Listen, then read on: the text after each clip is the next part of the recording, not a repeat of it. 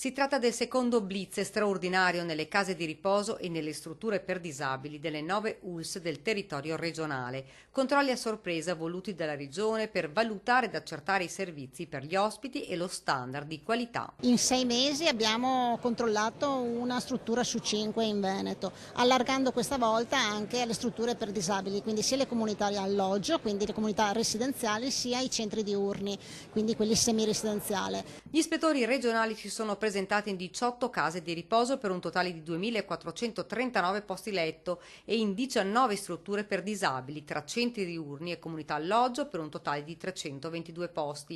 I risultati sono più che soddisfacenti. Solo in un caso, in provincia di Rovigo, la valutazione è risultata insufficiente. Soddisfatto il governatore del Veneto Luca Zaia, continueremo così perché è un'azione di controllo e di accompagnamento e anche di segnalazione alle autorità competenti di quello che troviamo. Questo è un dato molto positivo e anche confortante, vuol dire che in Veneto insomma anche tutto il sistema sociosanitario è un sistema oggi buono, un sistema che ci dà dei risultati molto positivi, vuol dire insomma che c'è attenzione, vuol dire che c'è attenzione rispetto all'ospite, rispetto ai familiari, rispetto alle esigenze dell'ospite, che sia disabile, che sia anziano, non autosufficiente, ma anche in quella che è la cura dei particolari, quindi percorsi personalizzati, momenti di socializzazione, la cura degli arredi personali, insomma, che fanno sentire l'ospite o il residente come a casa propria. Per i parametri di valutazione è stato tenuto conto dei servizi, l'accoglienza agli ospiti, la pulizia e di comfort degli ambienti, compresi gli arredi,